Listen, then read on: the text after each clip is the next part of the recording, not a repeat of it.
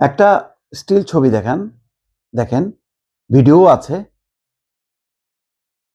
এই ভিডিও একটু দেখানোর জন্য এডিটরকে অনুরোধ করছি। রিপোর্টটা হলো এই পাটোয়ারির উপর যখন নাকি ডিম নিক্ষেপ করা হচ্ছিল, তারপর একজন তরুণ আকাশি রঙের গেঞ্জি পরা তিনি একটা কিছু বের করছিলেন। মনে হচ্ছিল যেন পিস্তল বা রিভলভার, কিন্তু পরিষ্কার না। আবার অন্য একজন পাঞ্জাবি পরা ব্যক্তি সেটা তার বাধার মুখে সে আবার পকেটেই ঢুকিয়ে রাখে। এই বস্তুটা কি? অস্ত্রের মতন দেখতে।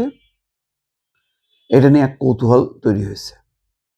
পরে বলা হচ্ছে এটা চাইনিজ স্টিক। চাইনিজ স্টিক এইভাবে গোটায় রাখা যায় রিভলভারের মতন করে, আমার জানা নেই। তার মানে নাসিরুদ্দিন পাটোয়ারি যে নামাজ পড়তে গেল ঝিনাইদহের যে মসজিদে, এবং বলা হচ্ছে তার নামাজ পড়ার সময় তার চারিপাশে তারা ঘিরে রেখেছিল এবং অধিকাংশর আকাশি রঙের গেঞ্জি ছিল। এই ধরনের একেবারে মানে কি বলে, এক ধরনের পোশাক পরে তরুণদের সংগঠিত করা, এরা কারা? আশিক মণ্ডল তার নাম, বলা হচ্ছে আশিক মণ্ডল। এই তরুণের নাম ঝিনাইদহ সদর উপজেলার কাষ্ট সাগরা গ্রামের বাসিন্দা। তিনি ঝিনাইদহ শহরের একটি কমিউনিটি সেন্টারে কাজ করেন, পাশাপাশি এনসিপি রাজনীতির সাথে জড়িত। ছাত্র দলের দাবি আগ্নেয়াস্ত্র বের করা ওই তরুণ গুপ্ত সংগঠনের সঙ্গে জড়িত। তবে এনসিপি বলছে আকাশি রঙের গেঞ্জি পরা তরুণ এনসিপির স্বেচ্ছাসেবক। পকেট থেকে বের করা বস্তুটি আগ্নেয়াস্ত্র নয়, আশিকের হাতে চায়না স্টিক ছিল, যা নিরাপত্তার জন্য রাখা ছিল। শুক্রবার মসজিদে যখন নাকি ঝিনাইদহ শহরের পুরাতন কালেক্টরেট জামে মসজিদে জুমার নামাজ পড়ার সময় ওই নেতা কর্মীদের নিয়ে বের হচ্ছিল।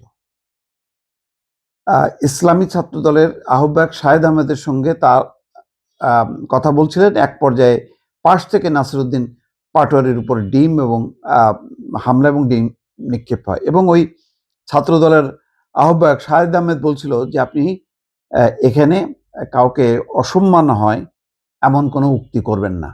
তার মানে দেখেন, নাসিরুদ্দিন পাটোয়ারি মানেই তিনি হচ্ছে অসম্মান করবেন, অশ্রদ্ধা করবেন সিনিয়র নেতাদেরকে। এটা মোটামুটি ট্যাগ, এটা প্রতিষ্ঠিত হয়ে গেছে।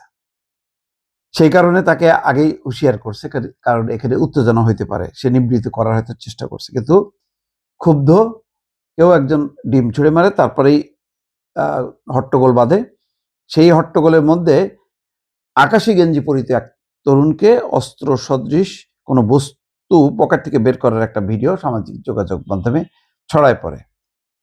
তো যাই হোক, পরে নিবৃত্ত করা হয়, রেখে দেয়।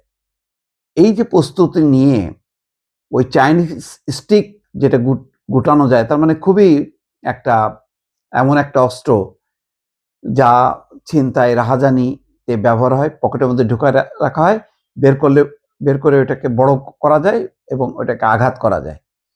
এটাও এক ধরনের অস্ত্র। এখন এই অস্ত্র আগ্নেয়াস্ত্র হবে নাকি কোন অস্ত্র হবে, এটা অপরাধ বিজ্ঞানীরা বা পুলিশ তার নথিতে তারা সেটা বলবে।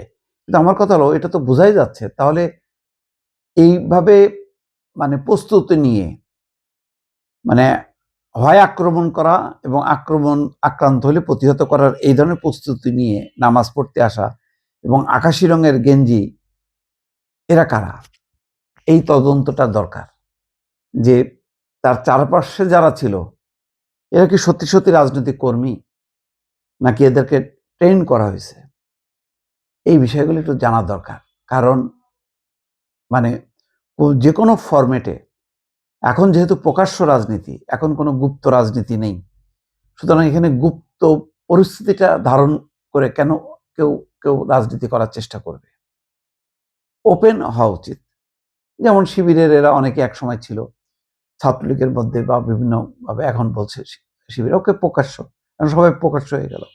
এনসিপির যারা, তারাও কেন তাদেরকে উদ্দেশ্য করে কেন বলবে যে এরা হচ্ছে গুপ্ত শিবির, যে এনসিপির ভেতরে লুকায় আছে, বা যেখানেই যাচ্ছে সেখানেই শিবিরের নেতাকর্মীরা তাদেরকে প্রোটেকশন দিচ্ছে, এই পলিটিক্সটা কেন হবে? এটা হলো আমার প্রশ্ন। আর কথা হলো যে এই ধরনের আরো কত অস্ত্র নিয়ে তারা ছিল, এটাও কিন্তু দেখার বিষয়। যে একটা ডিম মারলো আর সাথে সাথে আমি ওই চাইনিজ স্টিক ব্যবহার করি বা অস্ত্র ব্যবহার করি, এটা কেন করব? এই বিষয়গুলো তদন্ত করা উচিত।